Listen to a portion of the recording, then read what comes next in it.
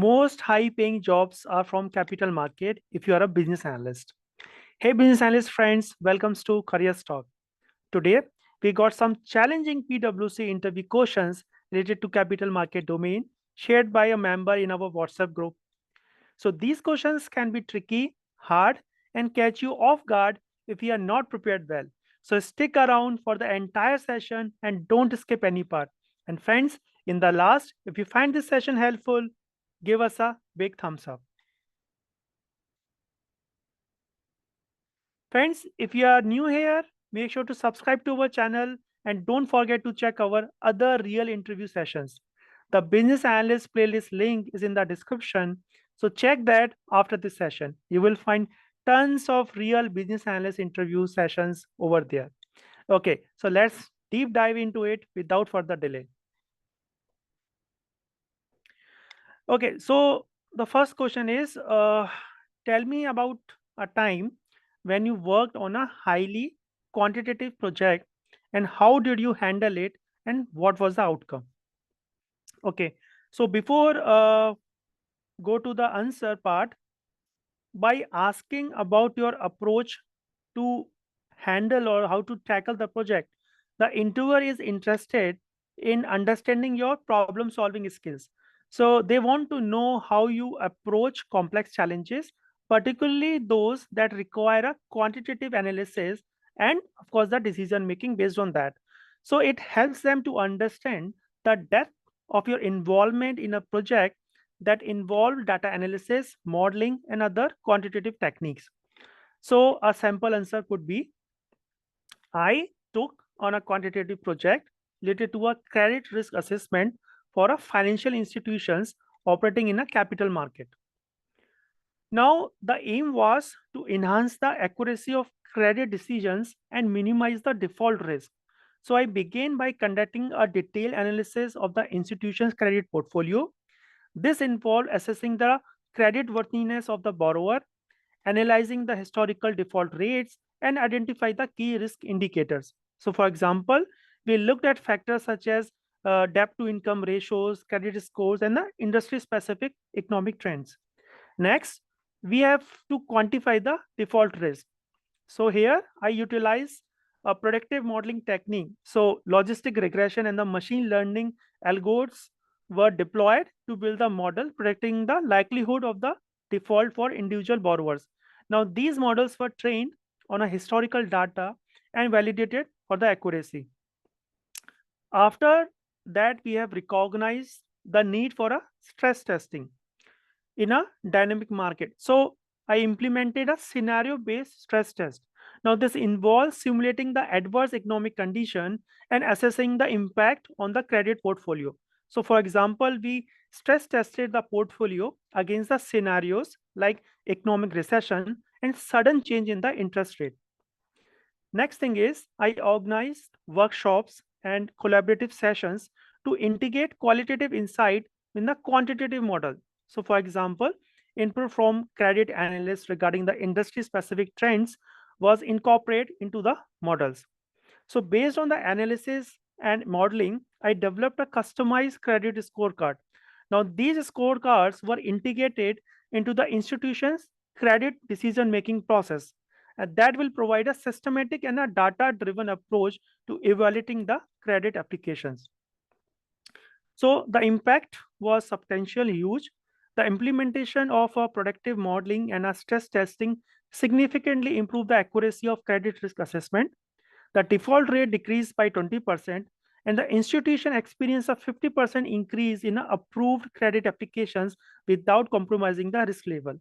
So this is a sample answer, but friends, you should know various predictive modeling techniques. So for example, linear regression, logistic regression, decision tree, support factor machines, which we also call them SVM, and the time series analysis. So there are so many predictive modeling techniques out there into market. At least learn two, three in a detail.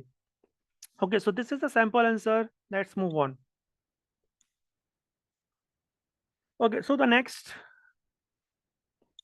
question is on the unlisted companies. So let me read out.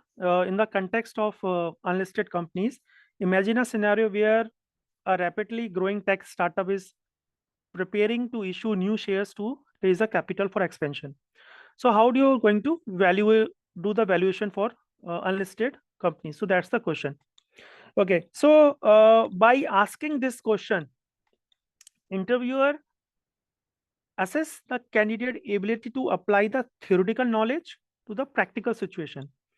So one other reason is that business analysts need to convey complex ideas to various stakeholders, and this question basically going to evaluate the candidate communication skills, right? So the sample answer could be, as a business analyst, my first step would be to deep dive into the financial health of a company. I would analyze the financial statements, look at the past performance, the revenue growth, and the profitability trends.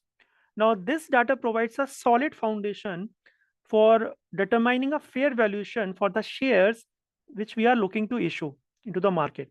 Next, I would also conduct a thorough assessment of the market potential.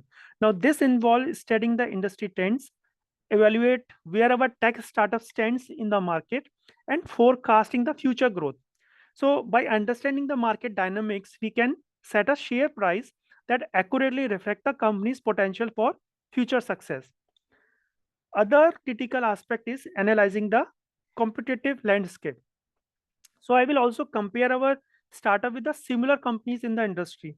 Now, this comparative analysis is crucial for positioning our pricing strategy in line with the market standards and ensuring that it stands out in the competitive space. The other thing is, I would also like to gauge the investor appetite and perception.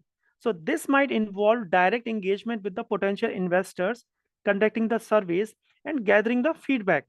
So knowing how investors perceive our company, we can take a informed decision on our pricing strategy, and that will going to make it more attractive while aligning with the market expectation. I also believe in striking the right balance. So I would also work closely with the leadership to align our pricing strategy with the short-term funding need, and all this while maintaining a fair and a realistic valuation.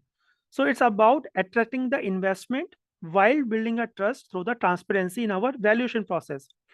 Finally, I see the pricing process as a iterative.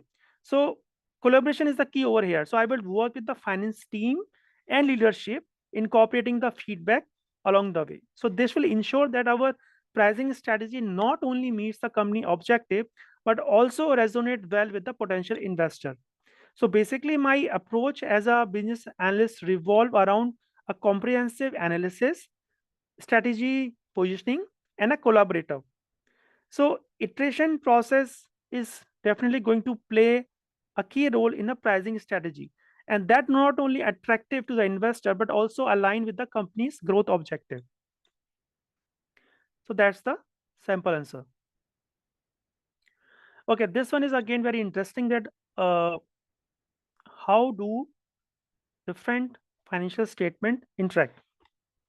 Okay, so understanding how different financial statement work together is again very important and crucial for getting a full picture of how well a company is doing financially. So I would use this knowledge from my different projects. So let me explain how the main financial statements, that is the income statement, the balance sheet, and the cash flow statement interact with the help of a let's say a pizza shop as an example. Okay, so the very first thing is the income statement. So the income statement for a pizza shop provide a snapshot of a company's revenue, expense, and profit over a specific period. So it directly influence both the balance sheet and the cash flow statement. So for example, if a pizza shop sell 500 USD worth of pizza in a month, that 500 USD is a revenue on the income statement. The next thing is the balance sheet. So balance sheet provide a snapshot of a pizza shop financial position at a specific point in time. So for example, the balance sheet would show assets like cash in hand, liabilities like outstanding loans, and owner's equity, which might include the initial investment to start the pizza shop. The third thing is cash flow statement. The cash flow statement track how cash move in and out of the business. So for example, if a pizza shop buys a new oven for, let's say, 1000 USD, this expenditure is reflected in the cash flow statement as a cash outflow. Now let me summarize all this. So let's say the pizza shop earned, let's say, 500 USD in revenue. That is the income statement. This money can be used in various ways. So if 300 is spent on ingredients, so expense in the income statement will be there. The balance sheet shows a decrease in cash, those are assets, and increase in the inventory. Again, those are assets, right? So parallelly, the cash flow statement reflect the 300 USD cash outflow for the ingredients. So the key points to understand is that income affect the balance sheet. So revenue from the income statement increase the owner's equity on the balance sheet. The balance sheet change impact cash flow. So buying ingredients, balance sheet will change. That will going to affect the cash flow statement, and the cash flow affect the balance sheet. So cash used for purchasing is reflected in changes to cash and other assets on the balance sheet. So the interaction between these three financial statements provide a comprehensive view of pizza shop financial activities and positions. So you can change this pizza shop with any other company XYZ. It's up to you guys. I hope you understand this answer. Okay, before we move on, if you're still here, please click that like button. And also, we are welcoming all our business analyst subscriber who are part of our family since long. So do join us our business analyst WhatsApp group. You don't have to do anything, just hit like and comment subscribe. Just put the word subscribe and I will get in touch with you. I will share the details at how you can be the part of our WhatsApp group. Okay, so let's go to the next question. Okay, so this is again one of the most asked question. You can expect this question in every, let's say, if not every, but every other interview. So, what are the key challenges which are faced by companies in a capital market, and how would you address them as a business analyst? So, if you ask me, like in capital market, right, company face a common challenges. So, one big challenge is the unpredictability of things like stock price and the interest rate, and the other challenge is dealing with the tons of data and making sense of all of it. So now, as a business analyst, let's see one by one that how we can tackle all this situation. So let's say the very first thing is the market volatility. So companies can struggle with the ups and downs of a stock price. So I would use a historical data and forecasting tool to help them to understand and plan for the market changes. So for example, if a tech company sees that stock tends to dip during a certain season, we can plan and strategize around it. The second thing is data. So dealing with lots and lots and heaps of financial data can be sometimes overwhelming, right? So as a business analyst, I will work on creating a smart dashboard and reports. This way, decision makers can quickly get the info that they need without drowning in the numbers. The other challenge, which is very common, is the regulatory compliance. So staying on top of ever changing rules and regulation is always tough. So I will set up a process to regularly check and update the compliance requirement. So for example, if there is a new regulation about reporting of financial information, I will make sure that our system and processes align with that, so to avoid any hiccups or any penalties in future. The other challenge is managing the risk. So managing risk is again a big part of this entire game. So I would work closely with different teams to identify a potential risk like economic changes or an industrial shift. Then we'll create plans to handle this risk. So it's basically like a having an umbrella for a rainy day. The next challenge is technical challenges, technology, right? So with technology always evolving, companies might find it tough to keep up. So I'll stay on the lookout for new tools and systems that could help them to streamline the operations. So for example, implementing a more efficient trading platforms to speed up the transactions and to reduce the errors. So in a nutshell, my approach would be about using data wisely, staying compliant, and managing risk, and making sure that everyone is on the same page, right? So yeah, that will be my sample answer. Okay, this one is interesting. So what is your favorite puzzle and why? So there are hundred and thousands of puzzle out there. You can choose any one of them and you can describe it. But my favorite is like three switches and a bulb riddle. Now let me explain. So let's say you are in a room with three light switches, each controlling a different light bulb in other room. Now the challenge is that you can only go into the other room once. So how do you figure out which switch control which bulb? Now the twist here is that you need to figure out the correct switch for each bulb by only making one trip into the other room. So the trick is turn on one switch and wait for few minutes. Then turn it off and turn on another one. Once you enter the room, the bulb that is lit is connected to the switch that was left on. The bulb that is off but warm is connected to the switch that was turned on and off. And the bulb that is off and cool is connected to the switch that was never turned on. So I like this puzzle because it involve a bit of experimentation and deduction, and yeah, it's much like kind of problem solving when which is needed, during our business analyst. So that is a sample answer. You can choose whatever puzzle you like it most. Okay.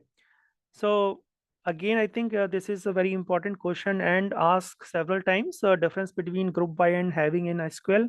And can you give an example where group by and having used in the same query? Okay, so first of all, what is group by? Group by is used to group rows based on specific columns, mostly in conjunction with aggregate functions like sum, count, average. Most of the time we used with them. So basically it organizes the data and perform the calculation on a group of rows.